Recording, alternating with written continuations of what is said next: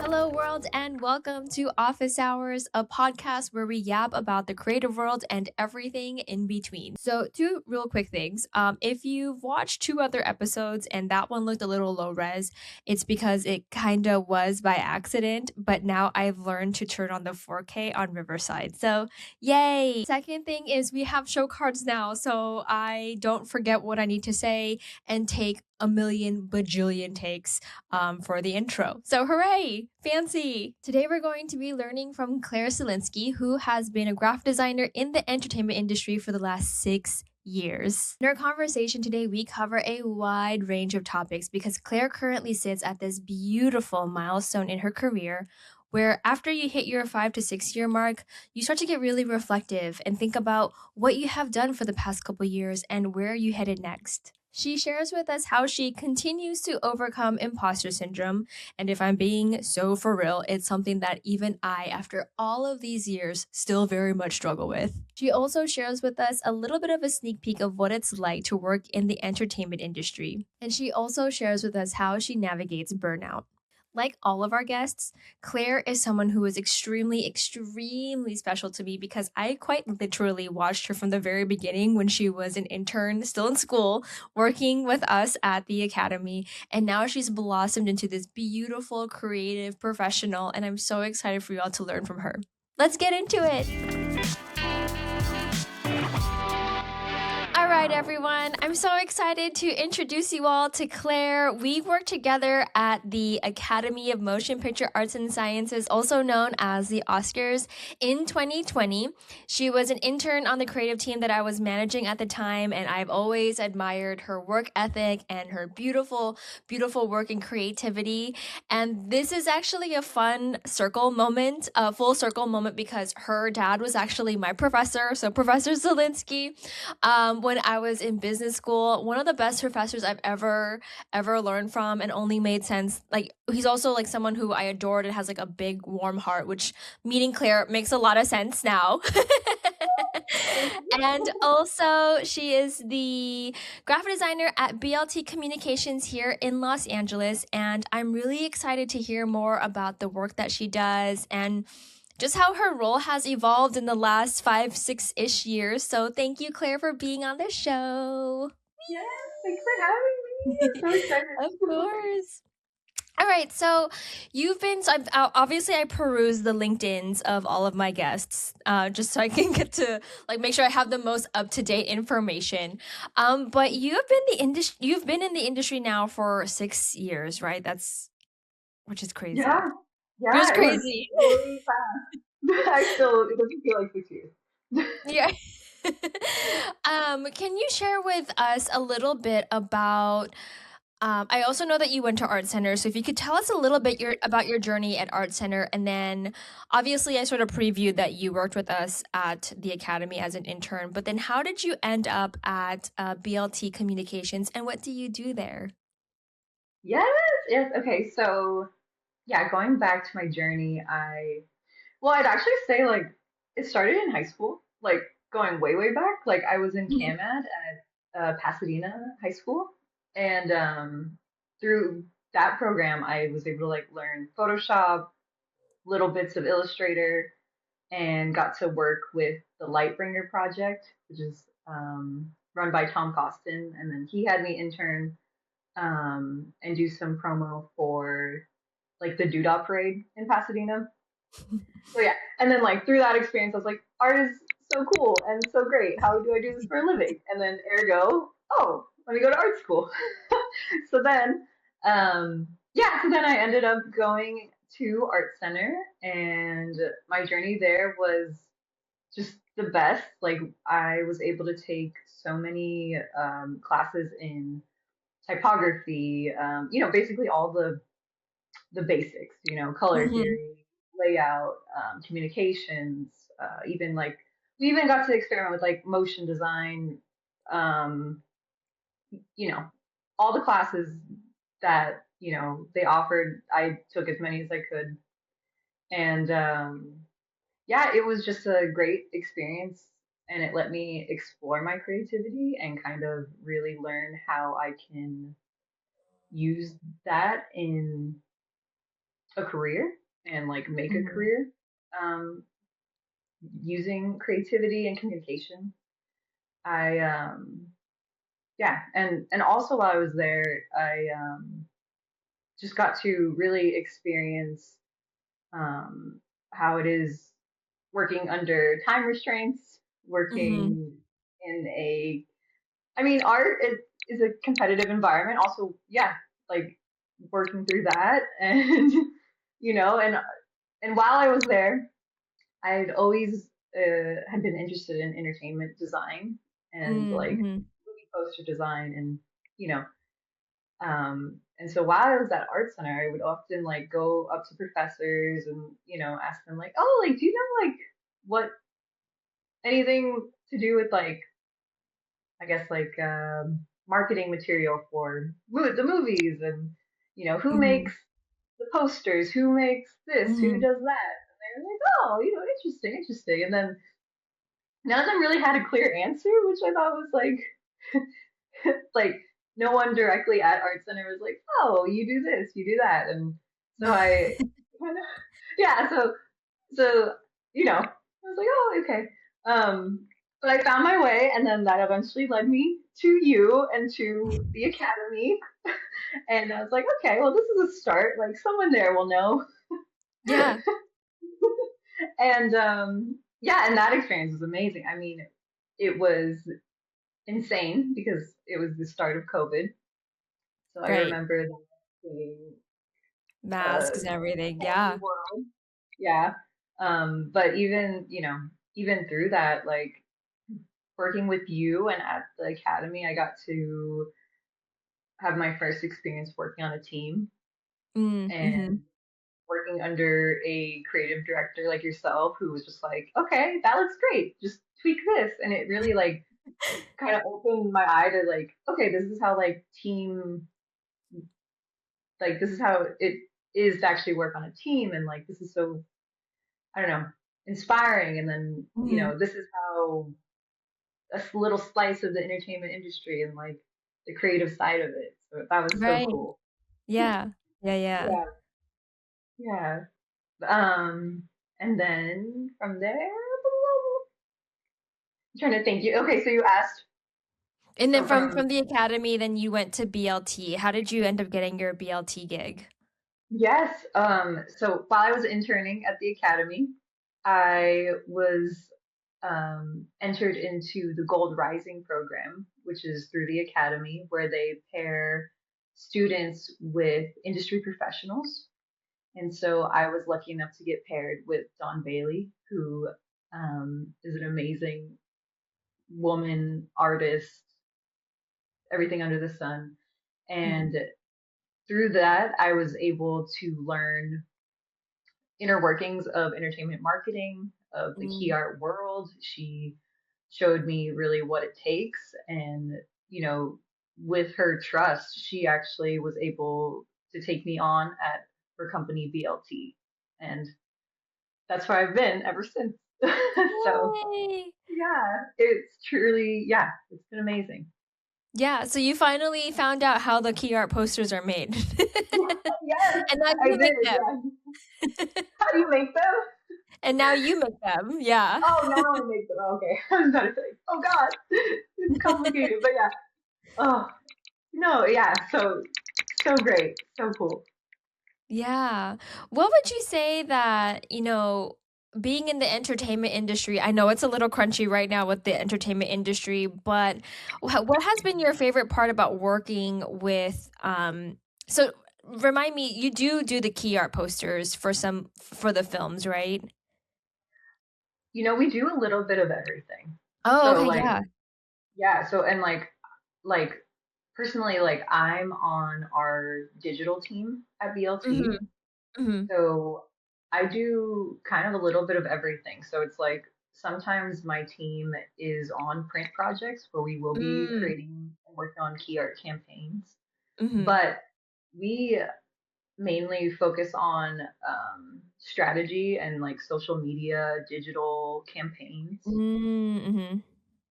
So that is everything from, where what I personally work on is a lot of presentation design, like Okay. pitching to clients, like, Mm-hmm. hey, like, how we could make your movie or show even better?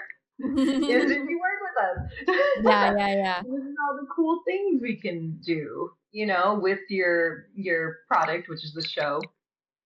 And yeah, and so we do that. We also do really silly things like we make gifts. We make we make memes for shows. Love it. We do a lot of like FYC banner campaigns. So Ooh. Mm-hmm. yeah, promote the shows during award season. So that's always crazy. And Yeah. yeah, and so a little bit everything under the sun, like social media graphics, quote cards, anything really that can help market a show or movie, we basically do. So it sounds like you cover a lot in that space. Is there anything that's like your favorite of all the projects that you work on? Mm, like favorite type to work on, I guess. Yeah, favorite type of project to work on. Yeah. Yeah. Oh, that's hard, but because it's always so fun to work on like print projects because it's Uh-huh. very exciting and that's like directly in front of people. So that's always fun. I'd say I also really have found a love and appreciation for like the strategy that goes behind like Mm, the campaign because you can make something look cool, but it's more like how do we make it so people will actually engage with it? And right. so a lot of the time it's been very, fascinating to see like because we have a social team who, they've bust out full blown strategies, and like it's Mm-hmm. like, okay, now how do we present this to the client? How do we make Right. them care? And so Right. I've found a lot of joy in doing the presentation design for those pitches, Yeah. and like really, yeah, have found those to be very fulfilling. Yeah, it's a lot about that storytelling and trying to also sell the client, right? Like a lot of the work that we do at Hello World is also presentations, and for some folks, like I'm so glad to hear that you found a passion in it because sometimes storytelling and presentations, like when people think about like PowerPoints or Google Slides, they're like ew, but it's like no, really, like if you sort of combine the beauty of storytelling and designing it, I feel like there's such a sweet spot there. And like it can be very tedious to do this work, and of course like no one wants to sit in front of like a PowerPoint for the whole day, but like I personally feel like there's something there that just that tickles our Right? brain. Right? And like you can make it so fun and pretty and like it doesn't need to be like a boring PowerPoint. It's like Right. yeah, you can go crazy. Yeah, you can do so many things. What would you say is, a lot of our listeners are going to be emerging designers, maybe even some of my own students who want to get into this field. What would you say has been the most surprising thing about working in the entertainment industry? Outside, of course, of the fact that like right now the entertainment industry is kind of like again crunchy, but like outside of that, what have you found very surprising? Oh man, the whole thing because no, I, it's I I think I have this rare perspective because I kind of started when everything started popping off. Like I started working in the entertainment industry during COVID and Mm-hmm. during, post strike, post everything. So Yeah. I think what I found most surprising, that maybe isn't a surprise, but it's like throughout all the like hardships, like Mm. people are still passionate. People still are so excited to work on projects that get stories out there. And I think Mm-hmm. that's what keeps me going is that like everyone is so still passionate. right? Like Yeah. all odds are against them, but we're like, no, like we're just gonna keep pushing, and that's been a pleasant surprise. That's Because beautiful. Like, so there's still very much a lot of hope and motivation in this space, despite AI, despite the pandemic, despite the writer strike. It's really refreshing to hear that because I'll tell you from the outside, and my husband works in entertainment as well, but from the outside, I'm like, man, it is scary in there, but it's nice to hear that as almost like a community in the entertainment industry, you're all like, nah, like we're gonna keep the spark going. we got to, yeah. What would you say are some of for you personally, because I can only imagine that the burnout must be real. I know from our experience at the academy that entertainment moves. So I feel like graphic design in of itself moves pretty fast. Like we needed things like yesterday, but I feel like Yeah. the entertainment industry is like we needed that like 5 seconds ago. Oh, so how do you, oh my God. so how do you manage, you know, burnout and um keeping up with these crazy deadlines? Like do you give yourself like a sweet treat moment? Like what kind of barriers do you put up for yourself, or things to kind of help out anyone who's looking into going into entertainment slash just even the pace of graphic design in general? Yeah, that's a great question. You know, I've learned I have to get outside before I start my workday. Like Hmm. I need to go for a walk. I need to go work out. I need to do something before I'm strapped to the desk all day, you know? Yeah. Um, and that saves me from that burnout, I would say, Hmm. because like I've already moved, I've already like went and smelled the roses, you know? It's like, okay, like I can focus, but it's not, it is hard. It's really hard sometimes, those long hours and the eye Yeah. strain Yeah. and the never-ending imposter syndrome. I think I really like try to like in recent years have just been trying to be as nice to myself as possible and to like keep like yeah, like plan things before work, plan things for myself after work, and then like my lunch break, it's like I don't touch a screen. I go and I like do something creative or or even just like yeah, go on another walk. Like it's really just like I've found that like if I disconnect for a second, I'm able to just like get back in the rhythm without feeling all that pressure or yeah, yeah, Yeah. Yeah, I think yeah, it's so important. And I'm learning this in my big age, but getting outside is so very, very important. And like disconnecting, like I like what you said about just like not touching a screen while you're at lunch, even though lunch could be at home. And the important that barrier between you and work and you and even like social media and technology, right? I feel like is so important more than ever. It's like, yeah, let me just go like did you say go throw a rock? Is that what I heard you say? I don't know. Go like smell the roses, or like go Oh, touch grass. oh, okay. I thought I heard you say earlier like go outside and go throw a rock, and I'm like, wait, I like. Oh my god, I well maybe I should. Maybe I should go do that. instead of like going and touching grass, you're like going to go throw a rock. Because I was like, wait, that could Oh be my like god. stress relieving if you're like throwing a rock into like a pond or something. Honestly, yeah, throw rocks. Tell the kids. Go throw rocks.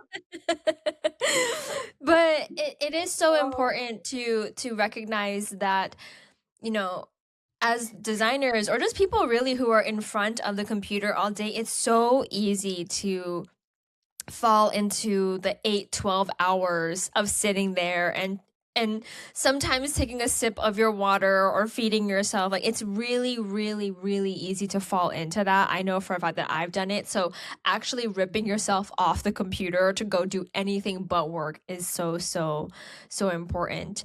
You touched a yeah. little bit about imposter syndrome, and I know this is a really difficult question to answer even for myself, but how do I've been in the industry for, I think, so if you've been in it for 6, I've been in it for 11 more years than you have, or 10 or something like that.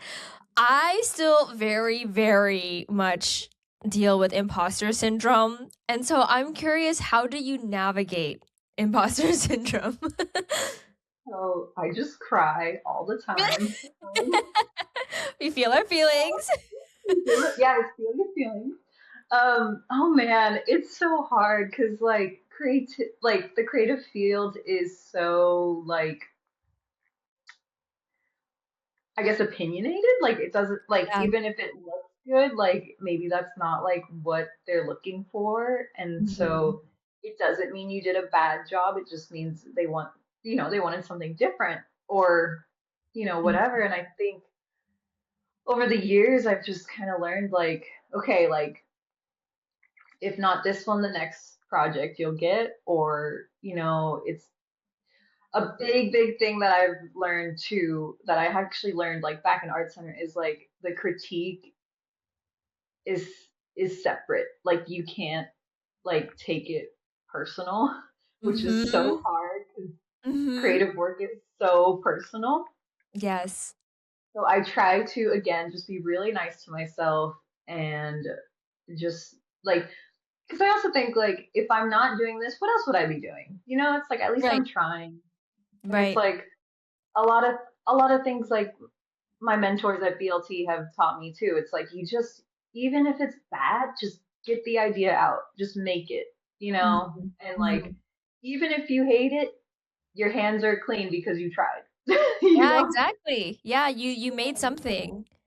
'Cause I think how you like yeah, I mean like the imposter syndrome is always gonna be there, but it's like okay, like just keep trying and don't give up and like just don't it's like don't judge yourself before it's like in the early phases too of an idea.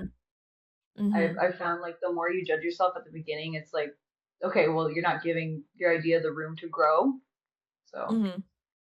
yeah, Yeah. yeah, I like what you said about, and like what your mentors have said about like decentralizing yourself from the critique. And it's, something that I'm still, I mean, I've learned to really decentralize myself. I'm like at this point where I'm like, if a client doesn't like what I made, I'm like, well, I know that it's not me that they don't like, it's right, the work that right, they don't like. But of course, yeah, like you said, it's like the work, especially for emerging designers or even students right now, it's like they're pouring their hours upon hours upon hours on these projects. And when you get this critique, you really can't help but feel like, oh man, that like kind of hurts. But I love what your Mhm. mentors are telling you about, to really decentralize yourself from the feedback, because at the end of the day, like our job as designers is to create something that's going to communicate or sell. And like we want to, and that's the goal, right? And removing our feelings from it is going to be super helpful. Mhm. So thank you for sharing that, because I feel like we need to hear that more often. And just even the idea of saying like just do it, like just make something, even if it sucks, because it's going to move the project, right? Like I always feel like at the beginning of any project, even at this big age, I'm like, oh gosh, I'm not sure if they're gonna like this. I know it's hitting the objectives that it needs to hit, but I don't know if this is where we want to go. But I think Yeah. that's the beauty about the early stages, is that all of us are in this exploration mode.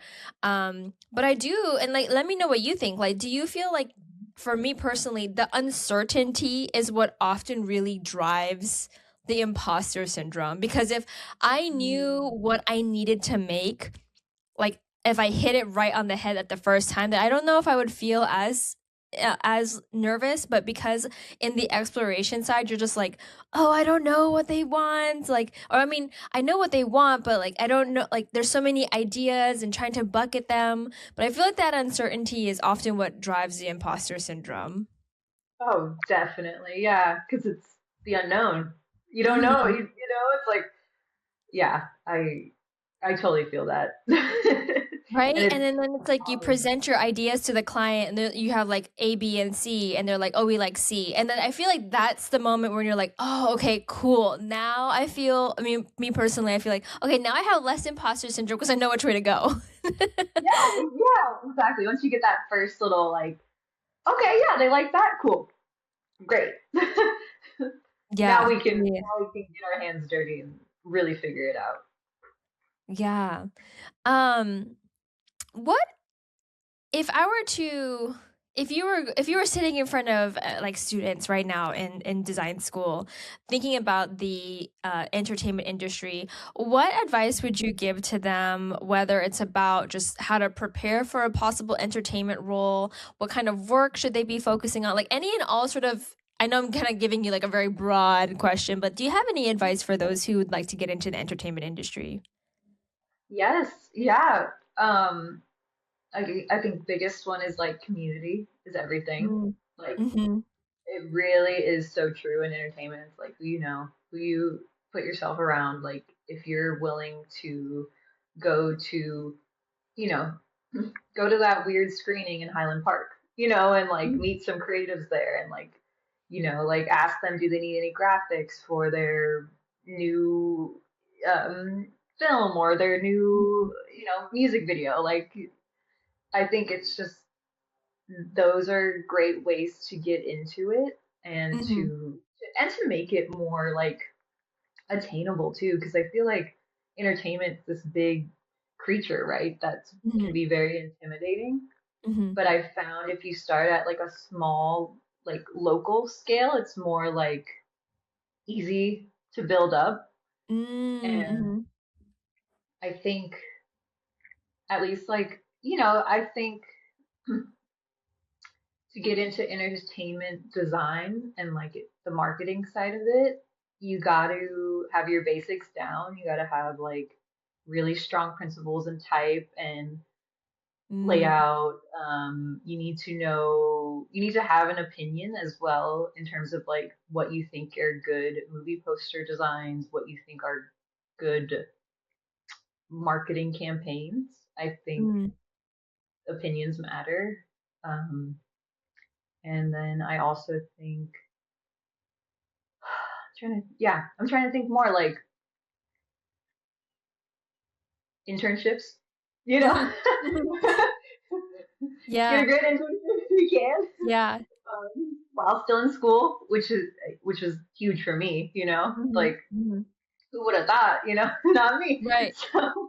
So yeah, those are like some tips I'd give and just, don't give up and yeah, Yeah. just and then know your social platforms. Like a lot of marketing now is done on social media, so just like Mm. really know like the apps, even though they're all crazy and ever changing, just keep up Yeah. to date on them.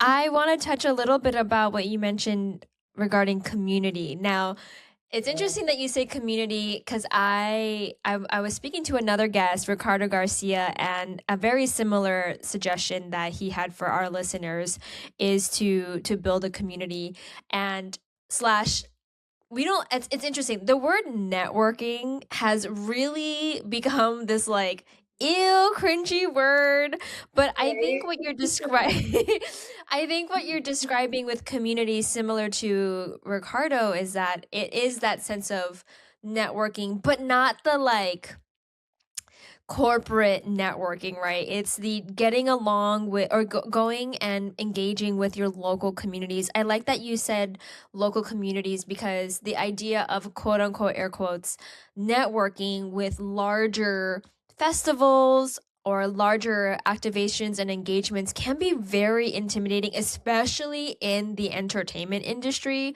When I feel like the when I worked in the entertainment industry, I felt like everyone just like didn't have time. Like Yeah, everyone is just like always running out of time. And so starting with local organizations or like your neighborhood screenings is such a beautiful way to create that accessible path to working with people who are in your space and also like being interested in obviously you have to be interested in it but also share that's where you would insert the quote unquote networking part, right? So you're like, oh, what a cool film. Like if you need any graphics, I could do that. But you're not like going up to people and giving your like elevator pitch like all cold.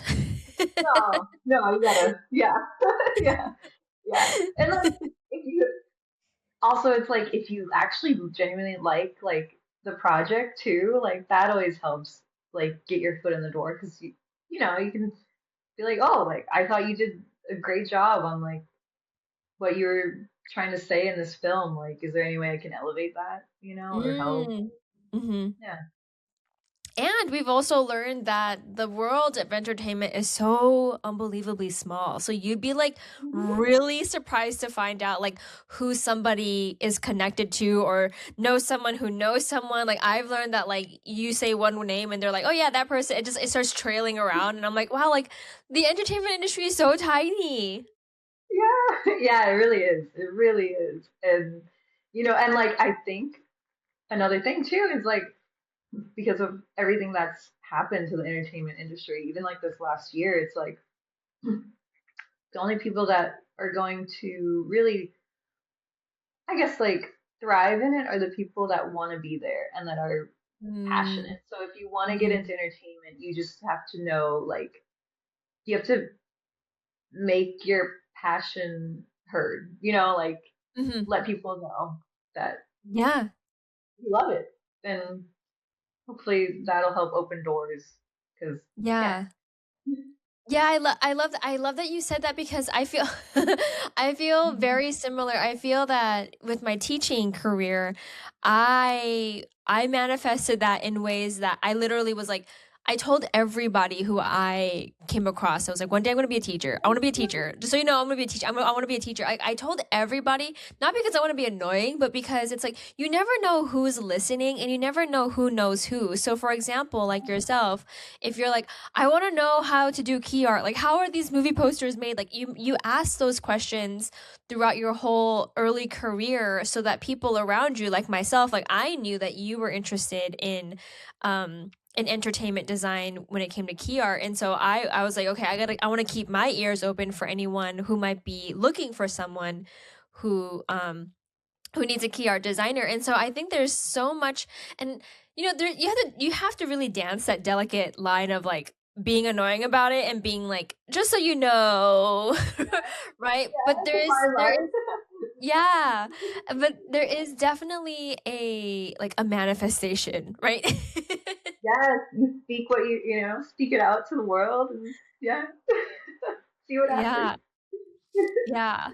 So what would you say now that you're in your coming into your sixth year, what would you say has been the most surprising in terms of growth, right? Because I believe that the 5 6 year mark is really where we start to feel a little like we feel really reflective of what's been going on. We're trying to think of like our next steps for what like the next 5 years look like. I mean, thinking about the next 5 years is gonna scary because like I feel like on the daily I'm like thinking about like the next 5 seconds and even that's a little scary. Oh my God, yeah. But like No, yeah. what have you found in this like midpoint in your career and like learning moments or like really difficult learning slopes? Yeah. I know that Yeah. was a loaded question. I know. I know. I'm just trying to think about like my own personal growth, like since like college till now, and like I think you are nothing without your team. Mm, I'd say like that's a huge thing that I think younger designers should know. Because like even though you are personally very, very talented, like you gotta be able to work with a team and be collaborative in that way. mm-hmm, Which it now in like this midpoint, I'm like so grateful for being able to have worked on such an amazing team, mm-hmm, where because yeah, you got yeah, so you're nothing without a team. Um, my own personal growth, I will say like the amount of things I knew about Photoshop, like 5 years ago compared to now is insane.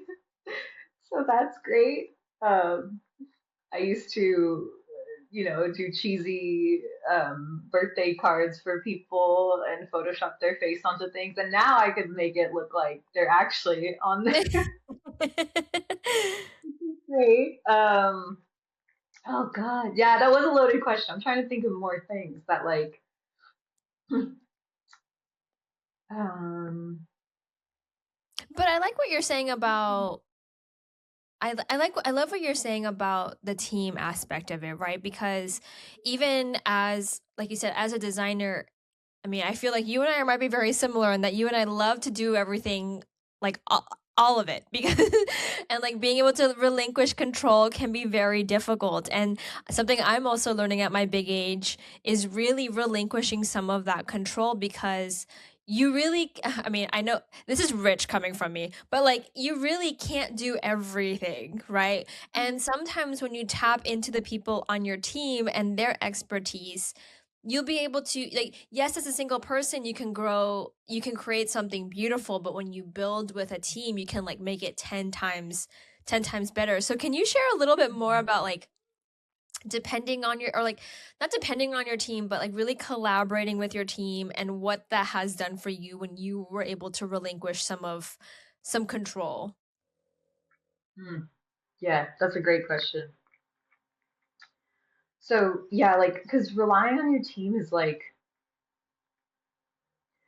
I found like, okay, designers, you spend like 8 hours looking at the same image, you're editing it, you're doing whatever, and you kind of like, when you're on a team, like you're able to like put it up for review and they're able to catch something like that maybe you didn't Mm. see for the last 8 hours, you know? Mm-hmm. And like a lot of the time on our team, we like, one of us is struggling with an image. It's like, okay, send it off to someone else and have them like touch it and see if, you know, Mm-hmm. bring a different aspect to it. And it's like, again, that I think it goes back to not taking the work personal too, because it's like, okay, like even though like, yes, I started this, I worked on it for the last 8 hours, but let me like pass it off. And then like through Mm-hmm. that, you're able to be like, oh, okay, like you can still see your footprint in it, but maybe it's Mm-hmm. changed a little and it changed for Right. the better.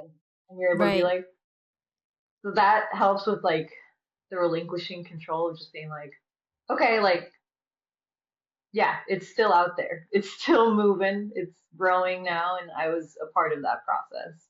Yeah. And yeah, and I just think, yeah, because like, again, like there's so many people, so many different kinds of designers, so many different perspectives, and they Mm-hmm. all like, yeah, everyone has a different perspective or talent, and so it's really just like, oh, hey, I know I'm great at typography, like send that over. Like, oh, I'm Mm-hmm. great at polishing off a presentation deck, like, you know, and like, yeah, it's just, and it Yeah. takes the pressure out too, I think. I think my head would explode if I tried to do everything at once, you Yeah. know? Like, so it saves you in the long run too of like letting go as hard as it can Yeah. be sometimes. Yeah. I resonate deeply with the what you mentioned about how like you start a project and then you have your thoughts on and your idea, your strategy behind it, but then you pass it around and then it ends up looking not quite like what you had started with, but you feel good knowing that, okay, well, even though it's not what I created, at least like it's good to know that it started from what I created and then it built into this beautiful, beautiful thing. And I think Mhm. that's what can get lost at times in the process of like appreciating the process. Because again, going back to decentralizing yourself from the work, it really is like allow yourself to allow other people in so that you can leverage their strength and see where you can take this project. But I know that even for myself that could be quite difficult at times, again, because it's like you put so much of your love and your time and your energy on your project, and of course you're going to be like, no, I want it to look like what I wanted it to look like. But as you've shared that sometimes it's you end up creating something 10 times better, and it's nice that you started the foundation. And so I love that you highlighted that, because I do think that's an area that gets a little gets put, it really is truly behind the scenes, right? Like when you see a Yeah. beautiful poster, you don't realize that, like, well, the first initial poster did not look like that. Oh my God, yeah. And like, yeah, and there's been poster rounds that go for like ever, like, and it's a whole long process. It's not just, Hmm. oh, there it is, there's the idea, boom, boom. It's like, Right. yeah, it goes in. Yeah. ways. What would you say is the average, and I know that again, timelines are all different, but what would you say is the average for a key art poster? Like how long from like initial concept to final approval? Oh God, that And it I know depends. It it depends. depends, yeah. Every client is different.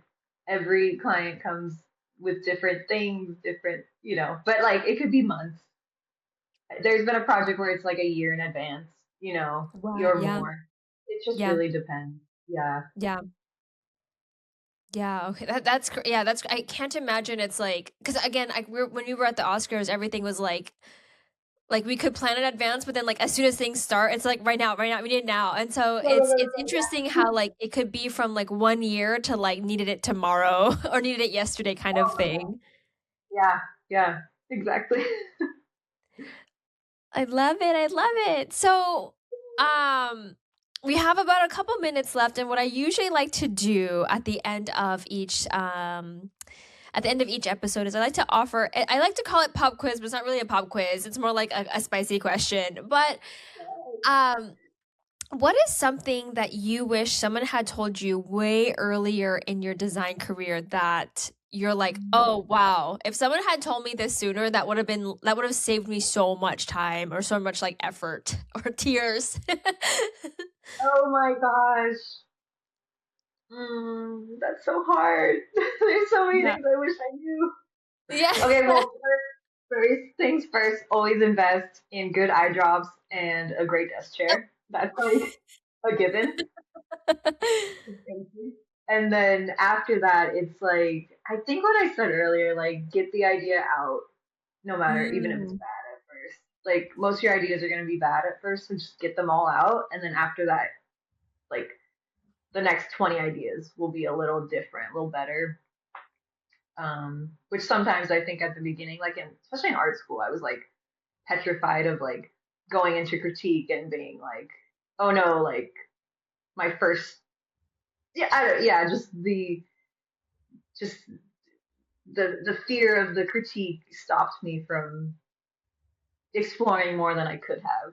I think early Mm. on, because Mhm. the fear of judgment is always hard, creatively and non-creatively. So Yeah. So yeah. yeah, the fear of judgment, I like that a lot. It's would you say that when like as a design student and now as a design professional, do you still feel the same sort of nervousness? No, no, Okay. I feel or it's like it's I mean, it goes back to imposter syndrome, Mm-hmm. you know, but it's changed. I feel like in school you're not yet out in the real world, but then once you're out in the real world, you're able to see how things operate and work and again, working on a team, it's like less of the yeah, you're not as scared. you're a little Mm-hmm. you're a little safer. Yeah. Yeah. So when you were in school, what would you say? So fear of judgment, was the fear of judgment in an area of like your actual design of itself? Or was it because I imagine like most students, they are trying to solve an objective, right? Or they're trying to meet objectives and solve a problem. And so I imagine the work that you would throw up during critiques is meeting those objectives. But what would you say is the part that gave you the most nervousness? Was it the actual skill set or talking about it? Like what areas did you feel the most nervous about? It's a great question.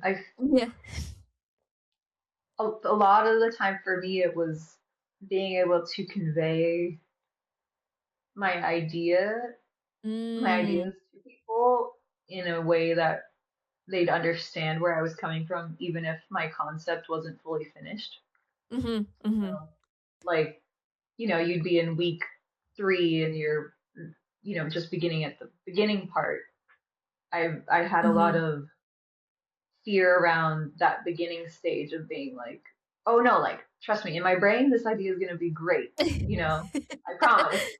I don't have the time to do it right now because I'm taking 10 different classes, but like Yeah. it, and so that was a part of the fear for me, and it was and then the fear of, yeah, you're being judged, your work is being judged. Mm-hmm. So how yeah, early on I think it's gotten a lot easier as I've gotten older, but that disconnect too still of like it's not personal, like just because like that concept wasn't a good one or your professor didn't like it doesn't mean it's anything's wrong with you or you're a bad designer. It's Yeah, just there's part of just the like always process. room to grow, right? There's always room for improvement. Yeah. Yeah, Yeah. exactly. I And so yeah. I think deeply about a lot of my students when you said that, like, I have the idea in my head, I promise it all makes sense, but like I'm taking two other classes and I'm still learning how to use Photoshop, so like I don't quite know how to move my thoughts from my brain to the computer. And I, that I remember feeling that same exact way when I was learning how to use these tools, where I'm like, I swear to God, like it's a good idea. I just can't get it to be the way that I want it to look like. So, what would you say has been super helpful for you? I mean, obviously, now as 6 years into the industry, Mhm. what has helped you when you get to critique time or review time, outside of decentralizing yourself? What has helped with conveying your ideas? Do you do any special preparation work or write things down or work with a team, with your team, and create like a narrative? Like what, how do you help yourself convey your concepts more effectively? Yeah. So I usually will make like my own little Google slide for myself for like whatever project that Mhm. it's only for me, and through there I like really write out exactly what I'm gonna say. I Mhm. I like, I think mood board everything, Yeah. visual references, like if we're working on a project, the client, even before we build it out, the client needs to see visual reference of like what we're trying to do before they Mhm. let us do it. Like that is your North Star. It's like you see this photo I pulled from Pinterest. It's like, okay, it's not just a woman smiling. It's like it's the color of her dress, it's the lighting, it's Mm. everything in Mhm. between. And then how do I replicate that? How do I pull from that to then build my idea out? And so that has helped me immensely because then it's like I have it all laid out on my end. If as soon as I feel good about it, then I share it with my fellow creatives, and then Mm. go from there. And then and then that's when you get feedback, you get the next stage of it. So Yeah. that's always Yeah. I it's funny, as two presentation queens, I also do the same when I can it's like if you spend enough time with presentations, you kind of think in presentations, like in slides. Which I know that of course, like when you're telling a story, it's very like it's a chronological order, but for whatever reason, I see stories very horizontally because of slides. fun. I love that. and Yeah, you're and like I they're love gonna that say you it this way, and then the boom, boom, boom. Yeah. Yeah, so I love that you create yourself like a mini deck of how you're going to present your ideas. And it sounds like you do put a lot of effort into the preparation of how you're going to deliver your thoughts. And for our listeners, for anyone who's like an emerging designer, there is, again, there's that balance between sometimes you have to come up with things on the fly because you got called out on and was like, oh, can you explain this? And but if you Mhm. do that preparation work ahead of time, you're able to speak a little bit more impromptu. And then of course on top of that, you're able to better effectively tell your story when you have the time to really go into it. I heard you say very intentional research and very intentional hand holding and North Star, because it's not about Mhm. just, you could put up a mood board and be like, this is what's going to feel like, but then you risk your client sometimes honing in on like a particular area on your mood board that has nothing to do with the project, and they're like, well, I don't really like stripes, and it's like, oh no, we were thinking more about like the setting of the subject versus like what they're actually wearing. So Mhm. I really resonate, and I love what you said about a very intentional North Star mood board and like really holding the client's hand when you're telling that story. Yeah. Yeah. Yeah. Well, Claire, we are at time, and I'm like, oh my gosh, now I kind of want to talk to you about PowerPoint presentations, and then I know. more. We'll talk. We'll talk more about that in a different episode. But where we're gonna put in the show notes, but where can folks find you, find your work, or like maybe on or on social media? Yes. Yeah. Social media, Instagram, Claire Selinske Design, and my website, Claire Selinske. And you can actually, I'll send you the link, but you can also go on my company's website, bltcommunications.com. Under digital, you can see a lot of my work there too. Oh, cool. Yeah. Yay. Well, thank you so much. It was so wonderful. Thank you so much for being on the show. Yes, thanks for having me. This was so much Of course. fun. Yay.